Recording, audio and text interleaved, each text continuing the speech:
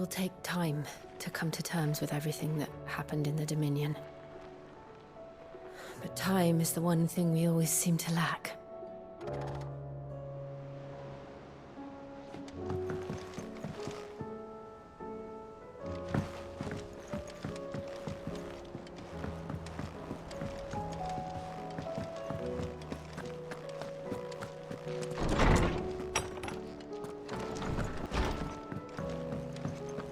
Did you see the pair that got hauled into tires?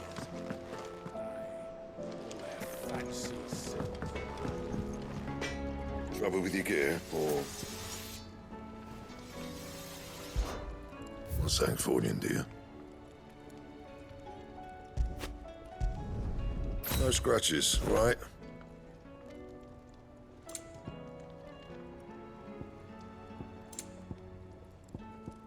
Anything else?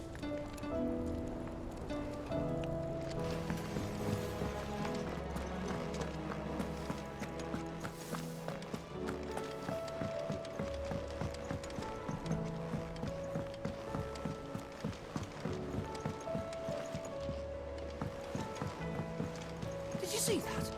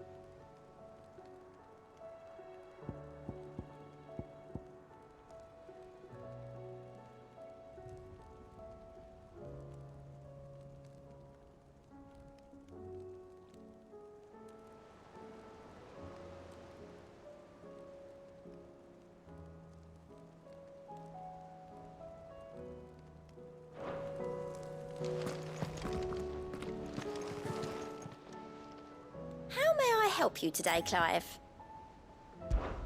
Your benefactors are a generous lot. All yours.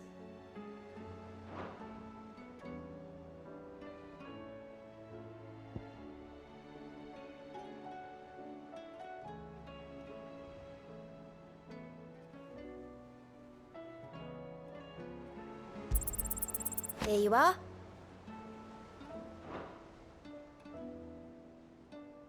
Best of luck out there, Sid.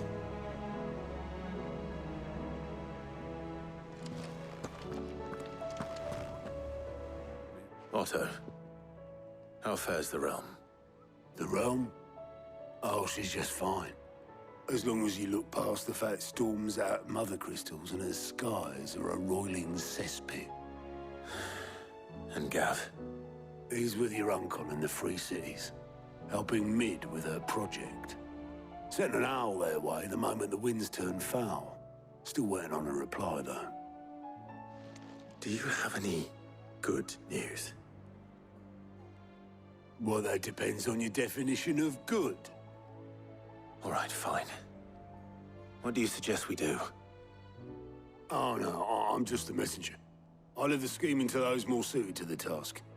Could be that Lady Vivian and Old Tomes have their own thoughts on the current state of things. Could be that they don't. It certainly can't hurt to ask. I suppose not.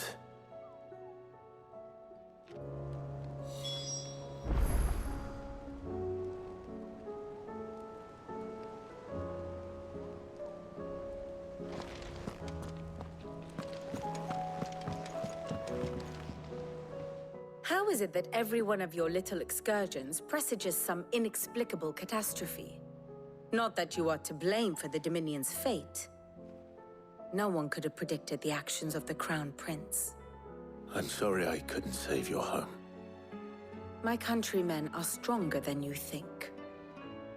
A few toppled clock towers won't break their spirits. They'll be back on their feet in no time. I hope so. Look at us. Bluer than a pair of bog crabs. Tempting though it may be, sulking will not help us find a solution to this mess. You believe there's one to be found? I don't know. But I am certain we're more likely to find it if we first examine the facts.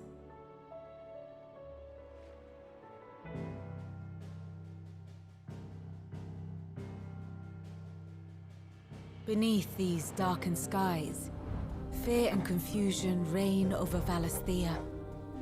Oh, the lands around the fallen Mother Crystals had already begun to wilt for want of ether. But not like this. Crystals that filled wells and fueled furnaces, now nothing but pretty shards of rock. And those that hang from the people's necks cast nary a glimmer of light to keep the dark at bay. It is only a matter of time before the common folk convince themselves that the end of days is upon us. Yet I fear a swift end is more than we can hope for. While most of the world thirsts for ether, the remainder drowns in it, spawning Akashic in droves. And amidst the hordes of mindless beasts, with magics as like to fail as function, even the strongest nation would falter. Rosaria and the Iron Kingdom teeter on the brink of collapse, while the tragedy in Twinside has all but paralyzed the Holy Empire. Dalmekia fares little better. Rumor has it the ministers fled the capital after the fall of Drake's Fang, leaving their beloved republic to crumble. Waloed, meanwhile, moves in earnest. The Einherjar has been sighted off Storm. The world, in short, is in chaos. It would seem our civilization was nothing but a castle of sand, to be washed away at the whim of the waves.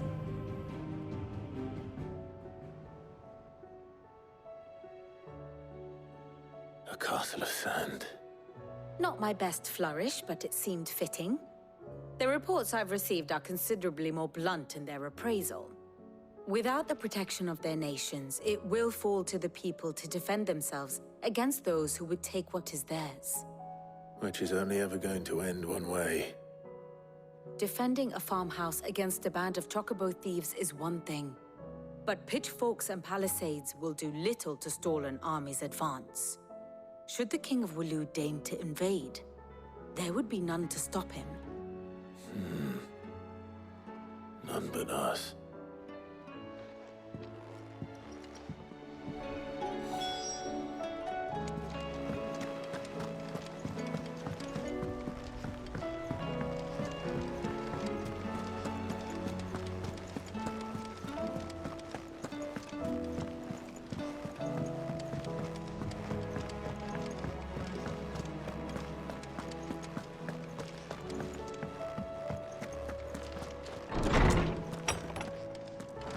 Is a storm coming, Sid? Let me guess. You're here about the skies. Is there anything you don't know, Lawsman? It doesn't take a court astrologer to augur the obvious. As for what has disturbed the heavens, that, I believe, is a question the Fallen might be better placed to answer than I. And on the 6th day did the gods tear the sun from the firmament, visiting darkness upon their prideful sons and daughters. But I dare say you remember your childhood lessons on the sins of Zemeckis only too well. You think they're connected? That Ultima was one of the gods responsible? Well, he has certainly exhibited powers that we mortals would associate with the divine. There is nothing divine about him. But he wouldn't be the first god of whom that could be said, now would he? Yet for all the fairy tales that tell of the sins, there is almost nothing in the way of actual historical accounts.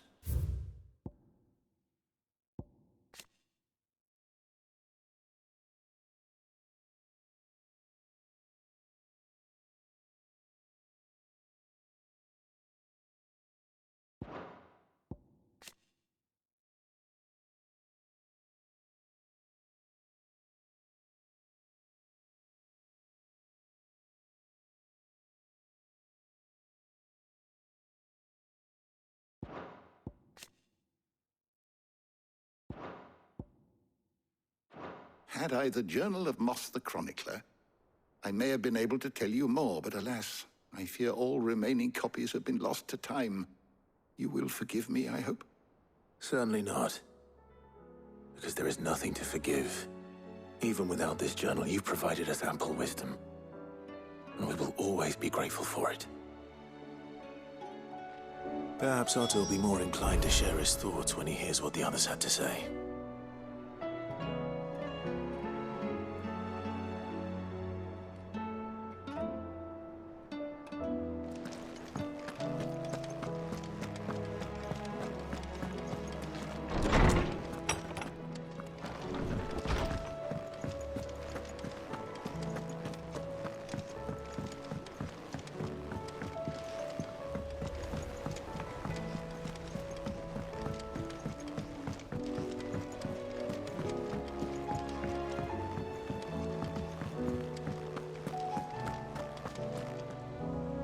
Clive, we have a problem. Only one. That would be a first. It would. Actually, there are three. We had as many owls arrive while you were at the shelves. Martha's got a Akashic out her gates, and talk of monsters roaming the hills outside of Northreach has put the wind up Isabel and her lot. And don't forget Dalimil. Lubor says the village was raided by bandits. When it rains... It fucking pours. The curse breakers are spread thin, taking stock of the damage in the Dominion. And even if I could get word to all of them, I doubt they'd get here in time to make any real difference. Which means there's only two people who can. Jill and I. Let them know we're on our way.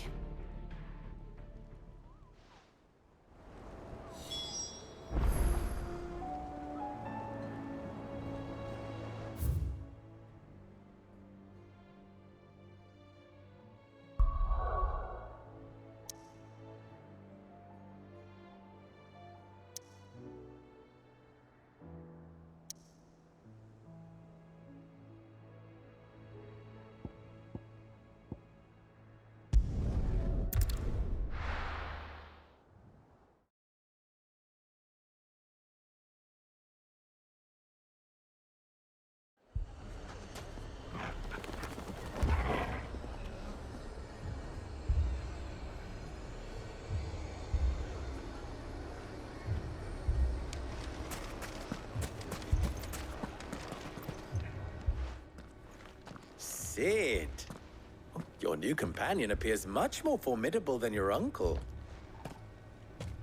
Should I be worried? You haven't been introduced. Jill, Clive has told me much about you. All lies, I'm sure. Your Stolas said that Dalimil has a bandit problem. Indeed. Although, you're a little late. They left with our food and guild days ago. Any idea where they went? The desert's a big place. Your guess is as good as mine. But the fact is, I have more immediate concerns. What did you say to me?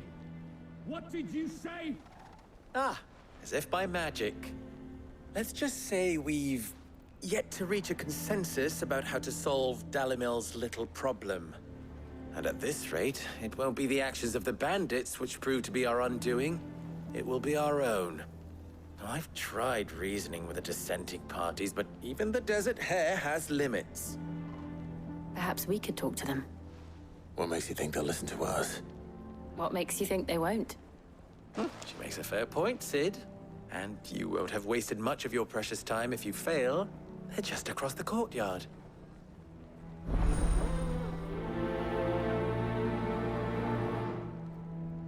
Suppose we just follow the shouting.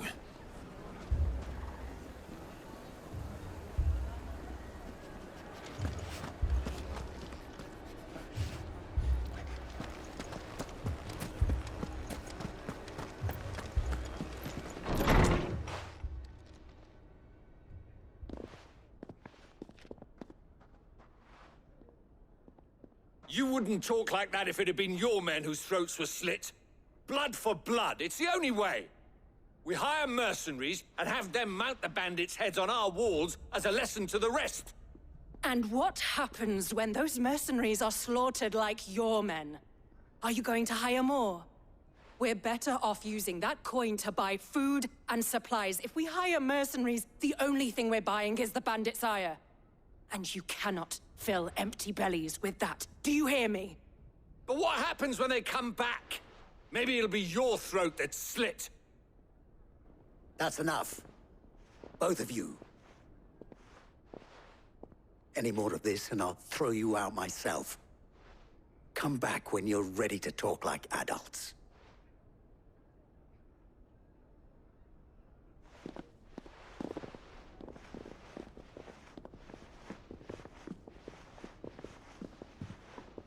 Victor. What's he doing here?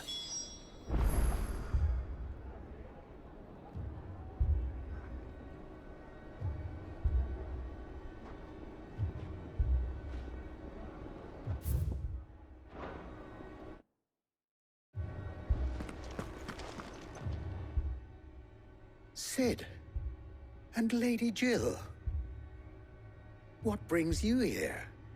I was about to ask you the same thing. Costness is in chaos, and the markets have all but ceased to operate.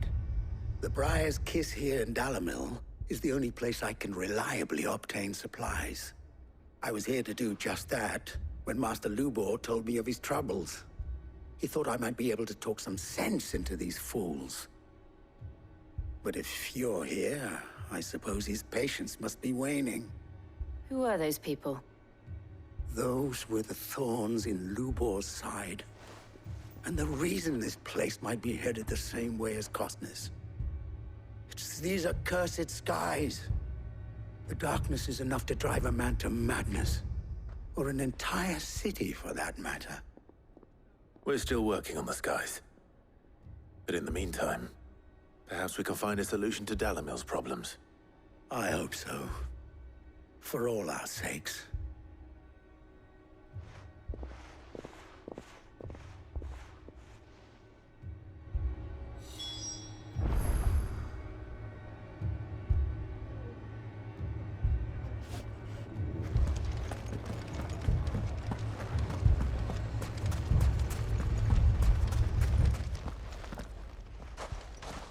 So, you see my predicament? What I saw was a room full of people who were angry and afraid. And with good reason by the sound of it. But if left to smolder, that anger and fear could set the entire town alight. My thoughts exactly. What to do? Both sides wish to protect their homes and livelihoods, if only they could agree on how. But as long as they are divided, we are vulnerable. And if there's one thing bandits like, it's an easy target. What would Sid the Outlaw suggest? Well, if it were my namesake, he'd let them choose for themselves, and be on hand to pick up the pieces when it all went wrong. That sounds like a recipe for disaster. A recipe for disaster is precisely what it is. But perhaps that realization would be enough to make them question the ingredients. While it's plain neither Conrad nor Natalie will countenance the other's proposal, it may still be possible to make them doubt their own. Before presenting them with a third option. And that would be? To pool our resources and save the city ourselves. Why fight each other? When all that fear and anger can be directed at the bandits. It appears we have a plan of action. Victor, pay Conrad a visit. See if you can't convince him of his folly. I'll speak with Natalie. As you wish. Your faces are not well known in this town. That may prove useful. Don't worry, Victor and I will do most of the talking. You need only play along. Play along? What he means to say is yes.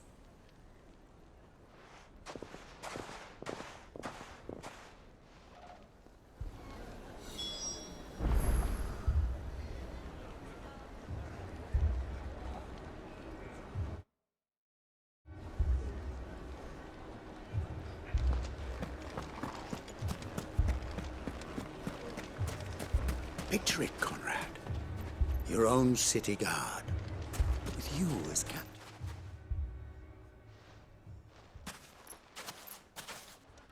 Ah, here she is. The Lady of the Spear herself. Conrad, may I introduce you to Jane, commander of the Red Wings, the oldest mercenary guild in the Free Cities. A pleasure, my lady. The pleasure is all mine. As I told you, I summoned the commander here from Canver to inquire about a contract. Victor says you told him no. That there aren't any men left to hire. Is that true? True as the crystals cracked. Nobles came and claimed every last one worth his salt. And not just from us Red Wings. You know of the 7 high houses. There must be 2 swords assigned each one. Granted, we have a few boys left. If it's boys you're looking for. Well, Conrad, are you saying that Dalamel's finest cannot defend this town better than a gaggle of unblooded striplings? That a band of beardless youths could better avenge the deaths of your brave men than you yourselves? Absolutely not. We'll show those bastards who they're dealing with.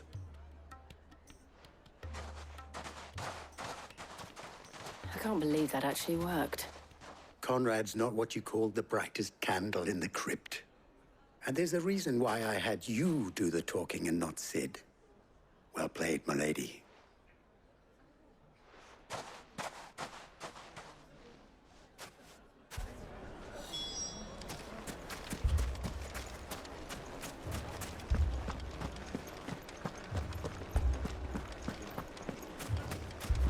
My shop.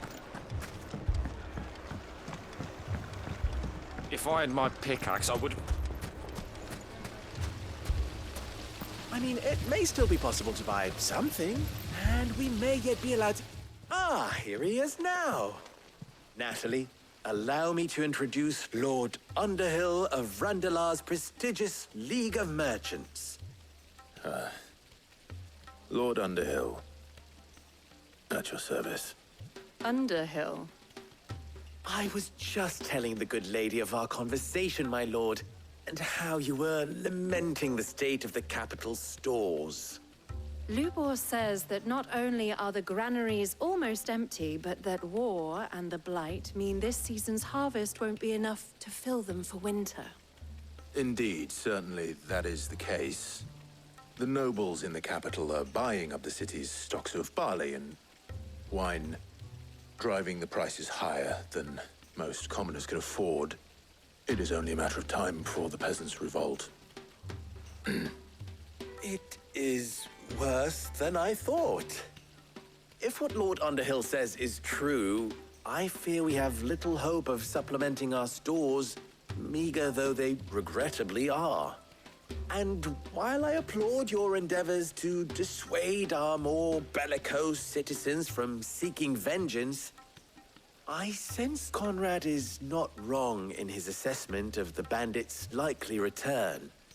Which means that now, more than ever, we will need to secure what little we still have. Food, weapons, herbs, everything.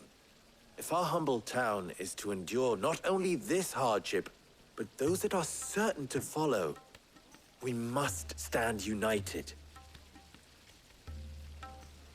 All right. If it will help to protect my home, I'll do it. But you needn't have gone through this charade.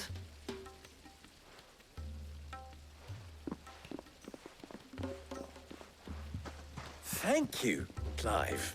Your performance was nothing if not workmanlike. She saw right through it. I didn't say it was good, merely that it produced the desired effect. Now, my scouts should be returning shortly. Meet me back at the Briar's Kiss, and we shall see what we face.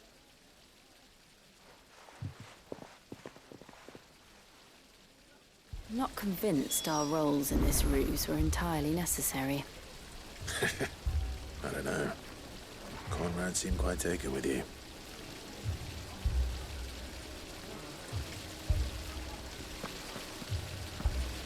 It It appears I have no choice but to do what little I can. Mummy, I'm scared. Oh, I'm ruined. Good news, Sid. Both Conrad and Natalie have somewhat gracefully accepted their new roles. With time, they may even learn to... Time no longer appears to be the luxury it was before lunch. I take it your scouts found the bandits. Technically, it would be the bandits who found my scouts. It appears they march for Dalimil as we speak. All of them. You're not serious. They don't just want food, they want the whole damn town.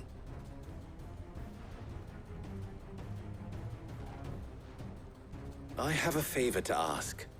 I'm told the bandits march in 2 groups, one from the south and one from the desert, in a move doubtless intended to stretch our already gossamer-thin defenses. Very well. Jill and I will meet those from the desert. But what of the rest? The rest, my friend, the city shall fight. Together. The stakes, I concede, are high. But if this does not unite Dalimil, nothing will. That is a lot of faith to put into those who had their hands around each other's throats but a moment ago. Then it will be for us to see that their hands are kept occupied. And I do mean us. I thought you might say that. We'll hold them off for as long as we can. And we will do the same.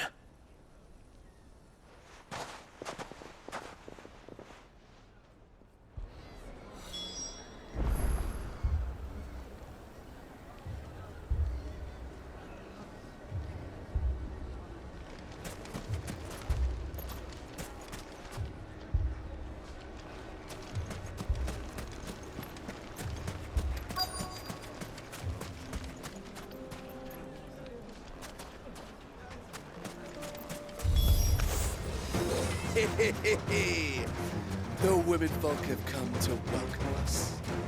I'll take that one. He's all yours.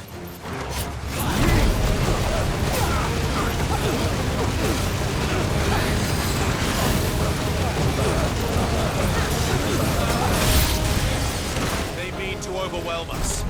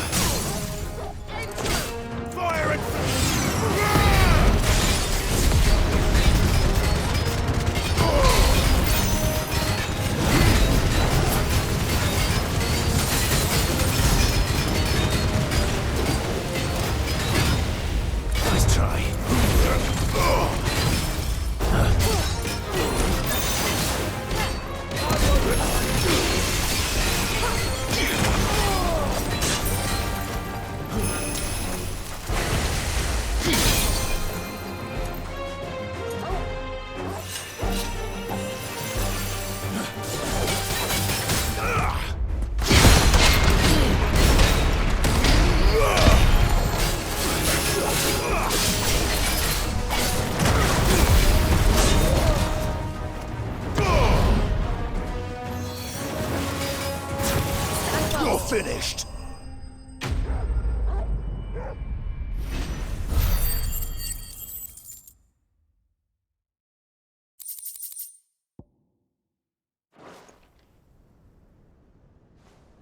The townspeople.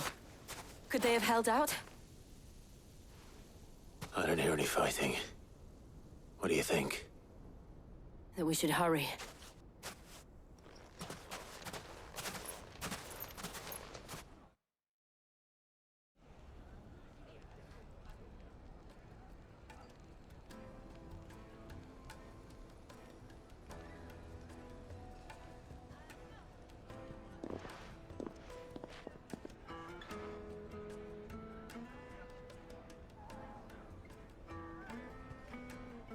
Natalie, I owe you an apology. You did well out there. The inn would have been lost had you not held the line. Without you, there would have been no line to hold. You saved us, Conrad. You saved Dalimil. We all saved Dalimil.